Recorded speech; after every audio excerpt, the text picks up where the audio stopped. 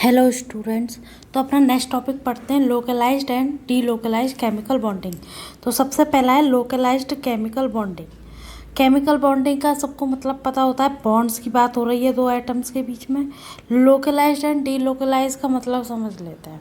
देखो, localised chemical bonding may be defined as bonding in which, ये line important है, electrons are shared by two and only two nuclei, यानी कि किसी bond के दो इलेक्ट्रॉन केवल उस बॉन्ड को बनाने वाले एटम से ही शेयर होने चाहिए, उसको बोलते हैं लोकलाइज्ड केमिकल बॉन्डिंग। जैसे अगर मैं ये कह दूँ कि ये तो आपने पढ़ रखा है, मैंने पढ़ाया है आपको, तो कहाँ पढ़ाया है, कुछ आ रहा है माइंड में? तो ये आपने पढ़ा है हाइब्रिडाइजेशन में। जी हाँ, इसका सबसे पहला एग्जाम्पल तो यही है, हाइब्रिडाइजेशन। कैसे? तो मैंने हाइब्रिडाइजेशन में आप लोगों ने क्या पढ़ा है, कंपाउंड्स की ज्योमेट्री पढ़ी है कि नहीं, मॉलिक्यूल्स की, है ना? ज्योमेट्री पढ़ रखी है मॉलिक्यूल्स की कि टेट्राहेड्रल होता है हाइब्रिडाइजेशन। ये CH4 की ज्योमेट्री पढ़ के आए हो आप, तो मुझे ज़रा बताना कि जब ये मीथेन का स्ट्रक्चर कुछ ऐसा होता है तो इन बॉन्ड्स के बीच में जो दो इलेक्ट्रॉन्स होते हैं, एक हाइड्रोजन का इलेक्ट्रॉन होता है और एक कार्बन का होता है, तो क्या ये दो जो इलेक्ट्रॉन्स हैं ये कार्बन और हाइड्रोजन के अलावा किसी और न्यूक्लियाई से शेयर हो रहे हैं? क्या इस हाइड्रोजन का ये जो इलेक्ट्रॉन यहाँ पे बैठा है ये इस हाइड्रोजन के साथ शेयर हो रहा है? नहीं हो रहा। केवल ये जो दो इलेक्ट्रॉन्स हैं केवल और केवल इसी दोनों एटम्स के बीच में शेयरिंग हो रही है, इन दोनों न्यूक्लियाई के बीच में शेयरिंग हो रही है, तो इसी को बोलते हैं लोकलाइज्ड केमिकल बॉन्डिंग। यानी कि ये इलेक्ट्रॉन कहीं और शेयर नहीं हो रहे, अपनी जगह पर लोकलाइज्ड है, अपनी जगह पर ही है, इसीलिए ये टर्म आई है लोकलाइज्ड, एक ही जगह पर स्थिर रहना। आ गई बात समझ में? अच्छा चलो, ये बात तो समझ में आ गई। तो हाइब्रिडाइजेशन क्या हो गया, एक लोकलाइज्ड केमिकल बॉन्डिंग का एग्जाम्पल हो गया। दूसरा एग्जाम्पल कौन सा है, आप सेकंड यूनिट में उसको पढ़ोगे, जो कि है valence bond theory. Valence bond theory इसका दूसरा एग्जाम्पल है।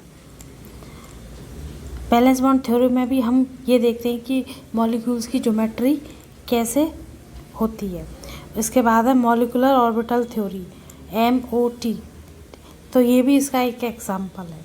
ठीक है, अब हम पढ़ते हैं delocalised chemical bonding.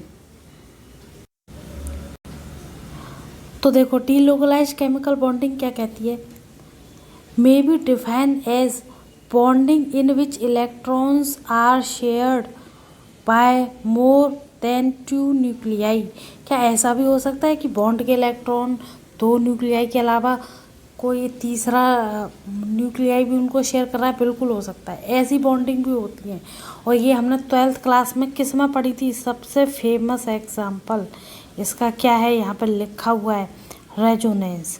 Benzene ring में हम रेजोनेंस देखते हैं ना, देखो ये कुछ ऐसे करके है, ये तो सिग्मा बॉन्ड हो गए बेंजीन रिंग के। पाई बॉन्ड बनाओ ज़रा, पाई बॉन्ड ये हो गए। अब आपने 12th क्लास में रेजोनेंस तो पढ़ाई होगा, इसको कुछ इस तरह से भी रिप्रेजेंट कर सकते हैं हम। भाई पहले पाई बॉन्ड यहाँ पर है, अब यहाँ पे आ जाएगा, ऐसे करके भी तो अब मुझे ज़रा ये बताओ, इस पाई बॉन्ड में भी तो दो इलेक्ट्रॉन होंगे, तो ये इलेक्ट्रॉन पहले तो इस कार्बन से शेयर हो रहे थे, इस कार्बन से शेयर हो रहे थे ये, लेकिन अब दूसरे स्ट्रक्चर में क्या हो गया कि अब इस वाले कार्बन से शेयर हो रहे हैं और इस वाले कार्बन से शेयर हो रहे हैं। तो मैं यहाँ पर नंबरिंग कर देती हूँ, ये कार्बन नंबर 1 है, ये 2 है, ये 3 है, ये 4 5 6, और यहाँ पर भी 1 2 3 4 5 6।